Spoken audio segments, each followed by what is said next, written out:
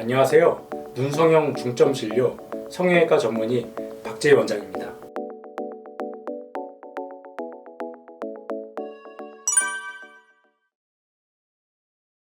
다른 수술도 마찬가지지만 제가 이제 눈 수술 많이 하면서 이 수술은 정말 어렵다, 힘들다 느끼는 분야가 있습니다. 그 중에서 하나가 이제 쌍꺼풀 없애는 수술, 낮추는 수술, 자연 쌍꺼풀, 속쌍으로 만드는 수술, 용어가 다양하고 그렇지만 아무튼 기본적인 개념 자체는 태어날 때부터 이렇게 쌍꺼풀이 진하고 굵고 느끼하게 태어나는 분들이 가끔 있어요. 특히 이제 남자분들이 그러면은 좀 뭔가 이미지가 느끼해 보일 수도 있고 외국인이냐 수술했냐 그런 오해를 받을 수 있는데, 그런 눈을 최대한 좀 쌍꺼풀을 낮추면서 이제 속쌍 느낌으로 만들어서 좀 자연스럽고 좀 시원한 눈매를 만드는 수술이 있습니다. 그 수술은 이제 쌍꺼풀 눈 수술 중에서도 굉장히 좀 어렵고 힘든 이제 고난이도 수술일 수밖에 없어요. 이게 왜 그러냐면은 이제 쌍꺼풀이라는 거는 자꾸만 높고 큰 쪽으로만 생기려고 그러는데, 이제 낮추는 수술을 한다고 해서 기존에 있던 높은 라인이 없어지는 게 아니라 그건 그대로 남아있어요. 남아있고 그걸 이제 억지로 밑으로 낮춰야 되는데, 그럼 그걸 어떻게 해서 최대한 좀 기존에 있던 쌍꺼풀이 좀 흐려지면서 방해를 안 해갖고 최대한 좀 새로 생긴 쌍꺼풀이 자리를 잘 잡게 하느냐, 그게 굉장히 좀 테크닉, 기술, 술기가 많이 필요하고 어렵습니다.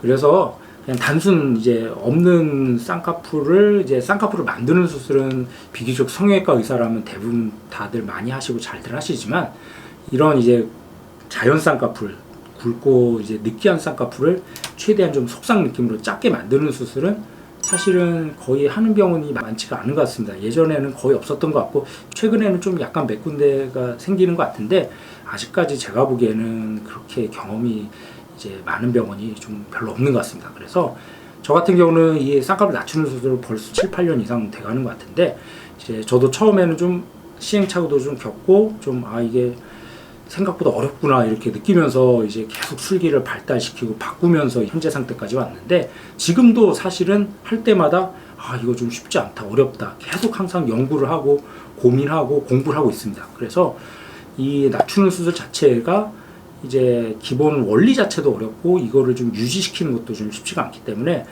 이 수술은 충분히 의사랑 상담을 해야 됩니다. 이제 내가 원하는 게 어느 정도까지 낮추는 건데 그게 과연 가능한지, 어느 정도까지는 낮추는 게 이제 큰 무리가 없는지 이제 충분히 의논을 하고 그렇게 낮추기 위해서 어떤 수술이 필요한지도 이제 고민을 해야 됩니다. 또 이 수술은 수술도 중요하지만 수술 후의 관리도 수술 못지않게 중요해요.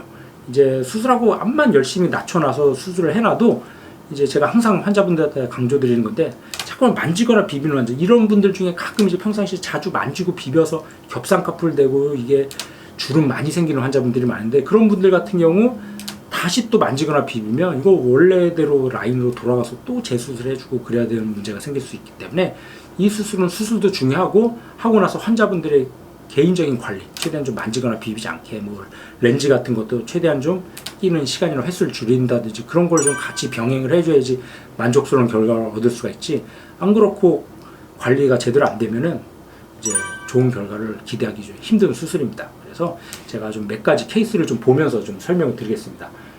이제 첫 번째 환자 같은 경우 전형적인 이제 자연 쌍꺼풀이죠. 이런 자연 쌍꺼풀의 특징을 보면은 두 가지 정도가 대부분 관찰이 되는데, 첫 번째는 당연히 쌍꺼풀이 크죠.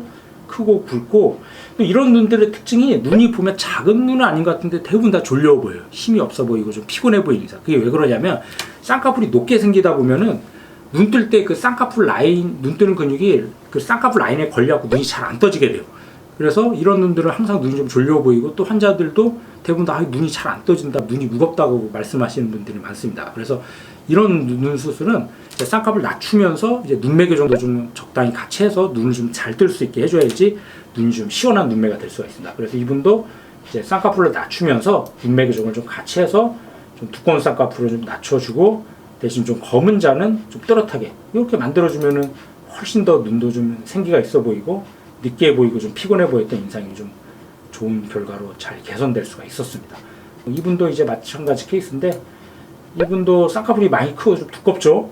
이제 짝눈이 있었고, 특히 이제 오른쪽은 더 크고 두껍고 겹쌍꺼풀이고, 약간 이분 보면 눈 주위에 살짝 색소 집착이 있고 잔주름이 많은데, 이런 분들은 약간 좀 비비는 경향이 있을 가능성이 높습니다. 그런 경우 또 다시 재수술을 해야 되고 원래 상태로 돌아갈 수도 있기 때문에 최대한 좀 비비지 않게 좀 관리를 해줘야 되죠. 그래서 이분도 좀 보면 눈이 좀 졸려 보이고 좀 피곤해 보이죠. 그래서 이런 경우도 똑같이 이제 두꺼운 쌍꺼풀을 좀 낮추면서 눈매개종 통해서 좀 검은 잘 좀 또렷하게 해주고 뭐 트임 같은 거 좀 해서 뭐 눈꼬리 각도라든지 앞 라인이 높은 거를 좀 최대한 안으로 속상 느낌으로 만들어주는 그런 이제 부가적인 수술도 좀 같이 해줬던 케이스입니다. 그래서 이 수술은 보시면 알겠지만 굉장히 좀 드라마틱해요. 이 수술이 저도 하면서 점점 계속 느끼는 것 같지만 굉장히 환자분들 만족도도 높고 드라마틱하고 굉장히 좀 좋은 수술인데 다만 이게 하기도 어렵고 이제 관리도 쉽지 않기 때문에 여러 가지가 같이 잘 어우러져야지 좋은 결과를 충분히 얻을 수가 있게 되겠습니다.